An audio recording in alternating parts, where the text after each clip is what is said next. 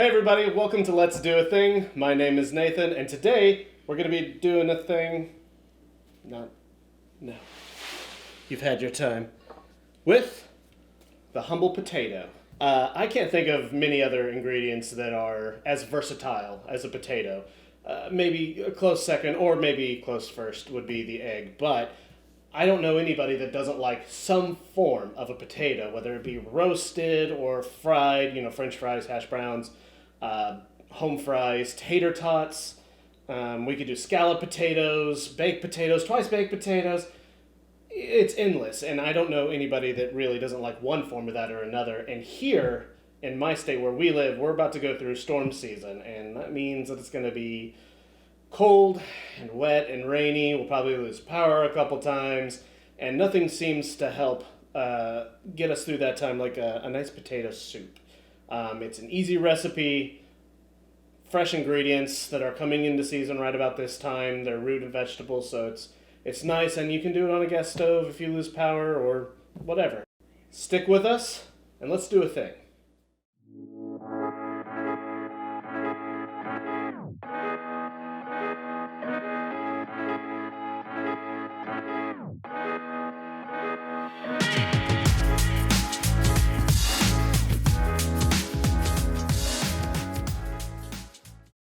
Okay, so we've got our assorted ingredients here. We've got potatoes, onions, carrots, garlic, celery, some scallions, and we're just going to do a little bit of prep work, get these all ready to go, because once this recipe starts going, it does tend to happen a little bit quicker. We don't want to give a lot of time for the vegetables to brown or anything. We just want to sweat them, get them a little translucent, let their flavors release.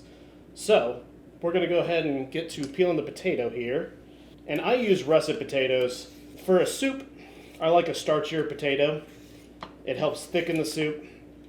And I guess maybe that's just what I grew up with, but it also helps stick to your bones a little bit more, in my opinion. And if you don't like potatoes, then God help you, I don't know. Man, a life without potatoes, could you imagine? There's no one here, I'm just talking to myself. Shh, you're ruining it. Okay, so we've got our potato peeled. You notice I didn't wash it off first. There's no reason to wash your potatoes off first if you're going to peel them and then have to wash the starch off of them immediately again. So I'm going to rinse this off real quick.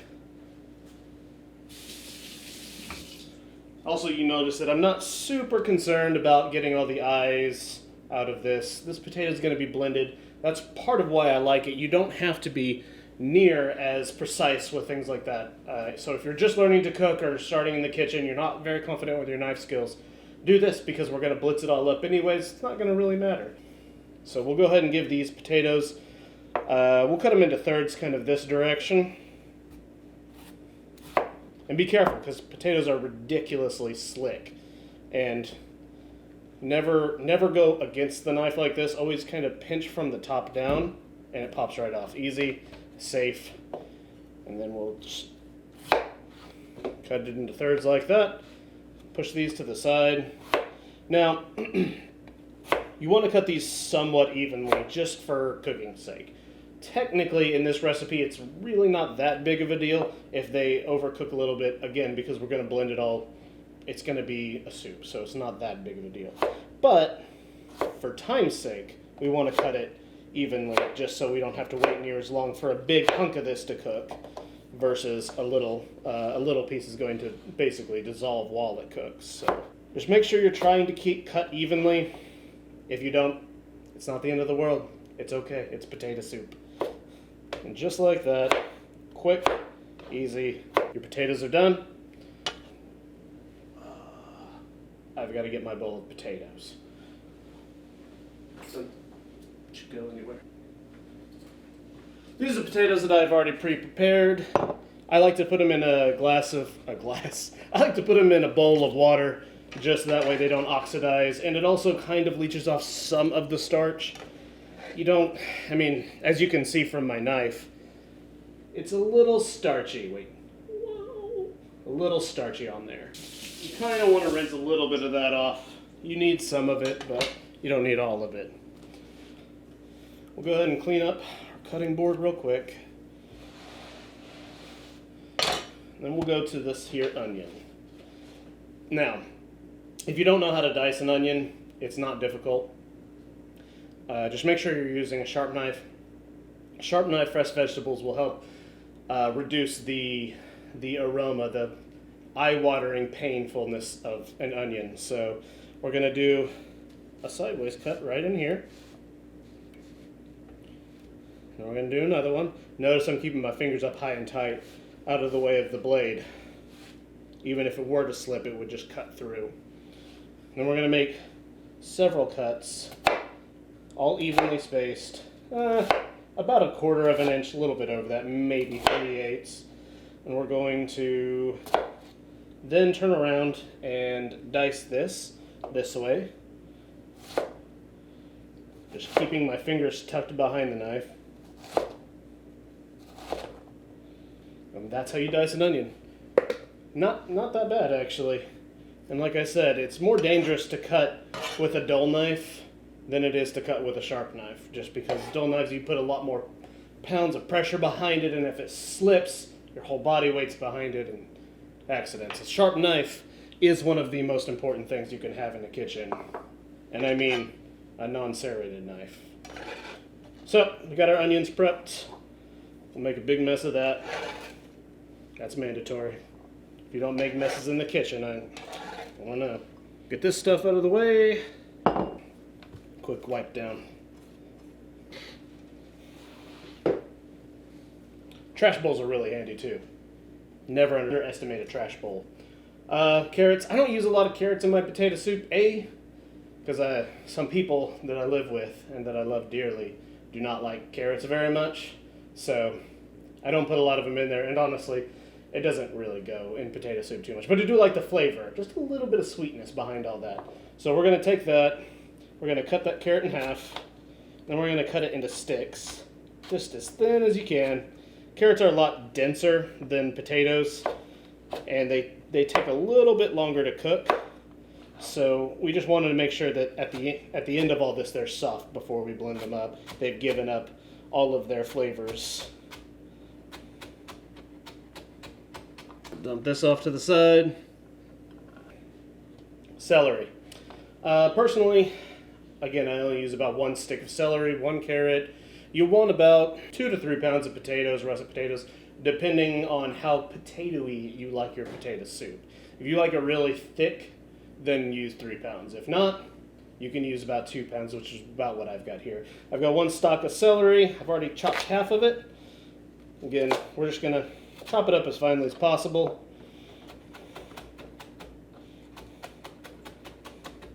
Honestly, if you have any kitchen gadgets for chopping vegetables very finely, this would be a good use of those. If you're not comfortable with a knife, don't let anybody shame you for using kitchen gadgets. If they make it easy and you feel comfortable getting in the kitchen, use it.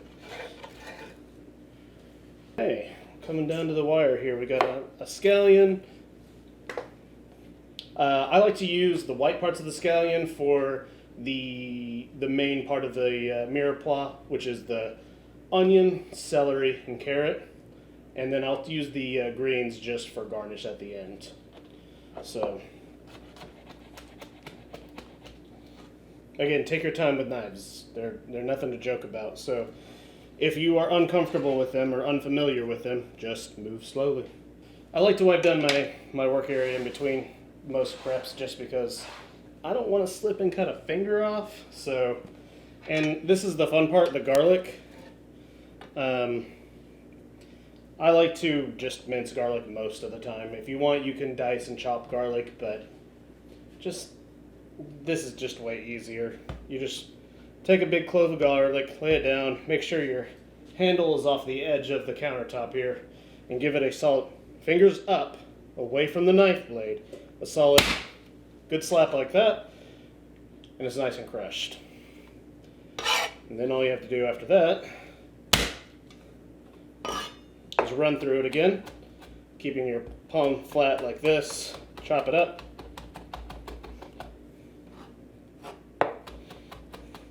We're not turning this into a paste because we don't need to. If I was doing something a little bit more fine, I would, but we don't have to. So we're just going to dice it up real quick. Or sorry, chop it up real quick. Get all of our garlic together. I know, it looks like a lot of garlic. And that's because it is, because garlic's great. And also, it's a lot of potatoes, so you gotta think potatoes are pretty neutral tasting. You need a lot of flavor to offset just the blandness of a potato. I know I just said like 2 minutes ago that they're great and all this, but they're great as a foundation. And you all need a good foundation. So we're gonna go ahead and get set up, get the cooker out, and I'll see you in just a minute when we get all set up. Okay, we've got our full setup here. We've got a pretty good sized pot. I think this one it's this big. We've got 6 pieces of bacon. We have 4 pieces of bacon cut in half. It's 4 to 6, depending on how fatty your bacon is and how bacony you want your potato soup to taste. This is some pretty fatty bacon, so we're not using as much because it's going to render a lot of fat. So we're going to get this in here, start rendering it down, and then we'll start adding our aromatics, and it'll all come together.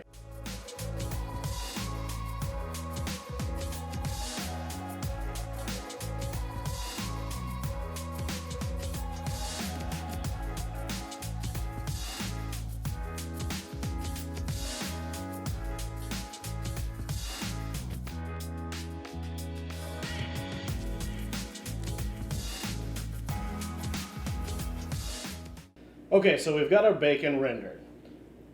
Inside the pan here, you can see we've got a bunch of nice brown bits. It's not burnt, that's flavor. It's good for you. Leave it in there. We've got, I'd say probably about 3 tablespoons, maybe 2 tablespoons of bacon fat. And that's what we need. We need that for the flavor. Again, because potatoes can be a little bland, so we're going to use everything that we can to pick this up a little bit. So we're going to add first our onions, carrots, and celery. So basically what we're looking for, we're not looking for these to get super brown or anything like that. We just want them to become translucent. And the entire time I'm doing this, I'm going to be scraping up the bottom. All these little brown bits and things like that. As the moisture releases from the vegetables, it's slowly going to want to pull away from the bottom, as you can see. And that just adds a little bit of flavor to our dish. That, again, is what we call the Maillard reaction. We're going to go ahead and hit this with a little bit of salt as well, and that'll help draw out the moisture, and again, kind of speed this process along.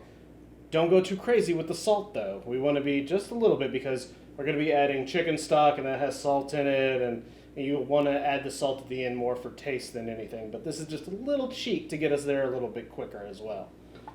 And to that, we're going to quickly add these green onions that we've chopped up. This is more the white part, the more fibrous part. We're going to add these in now. I don't want to add them with the other onions because they're a little bit more delicate. And we're also going to add our garlic in at this time, just because if garlic burns, it is very bitter. It is a mistake you'll only make once. It can ruin a dish pretty easily. So we're going to add these in now, and we're just going to toast these off basically for another 30, 60 seconds, not very long. So this is all cooked down just a little bit. It's been about 60 seconds. We're going to go ahead, drain off our potatoes, toss them in, and then we're going to top it with 6 cups of high quality chicken stock. Now, if you can make it yourself, that's best, but if you can't, this is one of those dishes that really does benefit from a better quality chicken broth. There's just no getting around it. I mean, you can use the cheaper stuff if you want, and if that's the only option that you have available to you, it's still going to be good, but I would just recommend using the high quality. Just spend a few dollars extra, because you're not spending a lot on this recipe to begin with. So I'm going to drain off these potatoes real quick, and you see just keeping them in the water has kept them from turning colors. Also, you can tell the water's a little bit cloudy, so we've gotten rid of some of that starch, because if we leave too much of that starch in there, it can start to be a little gummy. So we'll go ahead and drop these in. And then we'll toss in 6 cups of high quality chicken stock. And you can tell it's high quality. Look at the color of that as it comes out. All right, we got the chicken stock in there. We'll let this boil for a little while until the potatoes are cooked and soft. Then we'll come back and we'll start blending all the ingredients and going from there. Honestly, the safer bet is to use an immersion blender if you have one. I have one. I don't know where it is. This kitchen can sometimes swallow things whole. So if you have an immersion blender, use that. But for what I've got now, we're just going to go ahead and use this. Now we're going to very carefully ladle in the soup. And you can see it's all chunky and whatnot. That's okay. It's cooked long enough, all the vegetables are tender and soft. If you really want it to be fancy, you could actually kind of strain the soup out with a sieve or something like that. And it would be very silky and smooth. We're going to go ahead and dump the rest of this in. Woo! Look at that, right to the max. It's like I planned it like that or something. Scrape out all the bits. If you want to have a little bit of texture in your soup, you can fish out some of the potato chunks and leave them out of the blender. I go both ways sometimes. I like a little bit of texture, but at the same time, it's kind of nice to just have a nice smooth soup. So we're going to top it with the bacon that we rendered, the tops of the greens and scallions, so we'll have some texture in there. So we'll go ahead and put this right here. Now, I'm going to just tell you, this is probably way too full. You guys shouldn't do this. But I am a professional. Therefore, where's the lid? I'm a professional. I'm a professional, so let me burn myself. Don't you burn yourself, okay? You want to make sure that this lid right here is vented. Anytime you blend stuff and it starts building up steam and heat, that creates pressure that will backlash and blow the lid off of this blender. Third-degree burns, a mess everywhere, and then you've wasted your potato soup. That's like the biggest thing, right? So we're going to go ahead and start this up. We're going to turn it on low speed so it doesn't go crazy. See? Professional. So slowly turn it up.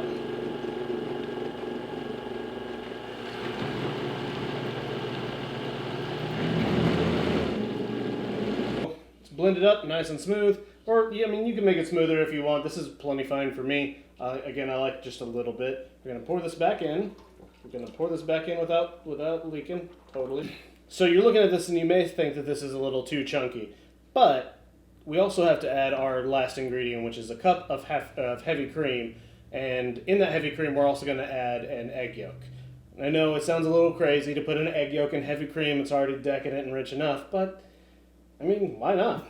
Let's flex a little. Let's have some fun. So we're going to mix that all together. We're going to add some of this slowly to the egg mixture to temper the egg, which basically means bringing it up to a safe temperature. That way it doesn't immediately scramble the second it hits this really hot liquid. And then we'll add that back, bring it up to a quick boil, turn it off, and that's it. We're serving. We're eating. So that's how simple it really is. Watch and learn. So we're going to go ahead and separate this egg. I don't know if you all know how to do this, but hit it on a flat surface. Make sure you get all the shells in there. I'm kidding. Don't do that. And this is how I always do it. I like to separate it through my fingers. There's a bunch of other ways you can do it. You can pass it through back and forth through the eggshells. But honestly, this works really well. And you're going to wash your hands immediately afterwards anyways. So we're going to go ahead and add this cup of cream. So we're just going to take a good ladle size of this. We're going to slowly mix this and slowly add this. It's kind of like patting your head and rubbing your stomach at the same time. And that's also why I'm not very coordinated. So this is going to be a challenge for me. So if I can do it, by God, you can do it. And basically all this is doing is slowly bringing the eggs up to temperature. That way they don't scramble the second we put them into the soup and incorporate them. Because no one wants a bunch of scrambled eggs in your potato soup. Unless you do. But hey, you do you, alright? Okay, so we've got our mixture here. It's nice and warm. It's actually kind of hot. But if you're afraid you did it too quickly or maybe you messed it up, you can go ahead and just use a sieve and put that over this and then run this mixture through the sieve into the soup. That'll catch all the granules of egg yolk or egg white that you may have missed. So we're just going to slowly stream this in, mixing the soup. So now that we've got all this mixed in, it's become a lot lighter in texture. It's also much smoother. It's not near as chunky. We're gonna slowly bring this up to a boil and maybe run it for just a couple minutes, and then it's pretty much done. We'll top it up. You can put anything you want on this, but if you wanted to take it more in like a baked potato route, you can add cheese. Actually, we might add some cheese. We've got some habanero cheddar that might be good on here too, if you like hot stuff. But you can add sour cream, hot sauce, like a Cholula or something like that. I mean, not brand name hot sauce. So we'll get this boiling and then plate it up and go from there. Just make sure you bring it up again to a small boil. That way you kill any germs that may have been residual from the egg yolk. Okay, so this has been reducing for about 10 minutes. The store-bought chicken broth that you're going to get doesn't have as much flavor as if you made it yourself. So you want to reduce it just a little bit, maybe by a cup or two. Then we're going to add our seasonings. So we're going to add some salt. I've got some white pepper here. If you have black pepper, that's fine. I just know a lot of people freak out if you put black in white soup. They don't like the little spots floating around. It's silly. Use whatever you got. So we're just going to go ahead and add some salt. You'll probably need to salt this pretty heavily because potatoes, again, are fairly bland, and that is the bulk majority of what we have in here. So we're going to need to add a decent amount of salt. We're going to add a couple cracks of black pepper, depending on how, well, peppery or spicy you like it. Honestly, I even like a little bit of cayenne pepper in mine. We'll go ahead and mix this up real quick, and we're going to throw in, just to finish it off, about a tablespoon of butter. Unsalted butter. And that, honestly, is just a trick that you can use on all soups. If you just finish it with a tablespoon of cold butter, or 2 tablespoons, or however much, it just helps add a very rich, luxurious sheen to your soup. And honestly, butter tastes good, so yeah. So now that we've got it all seasoned up, go ahead and taste it. Make sure you try it before you serve it. If it needs to reduce down more, you'll know it'll taste a lot more watery. If it needs more if it needs more salt or black pepper, go ahead and add that. I think this is going to taste just about right, so we'll go ahead and get it plated up and top it and go from there. And that's potato soup. I'd like to thank all you guys for watching this. Thank you for showing your support and subbing to the channel, liking this video. I'd like to say to all my subscribers, thank you so much. We couldn't do this without you. Believe it or not, it does make a huge difference. You truly are the best people. What can I say about potato soup? Just give it a shot. It's delicious, it's easy, it's quick, and you can customize it any way you want. However you like your potato soup, try different things. Like I said, try sour cream, try chives, try shallots, try bacon, anything you want to put on there, give it a shot. Until next time, go do a thing.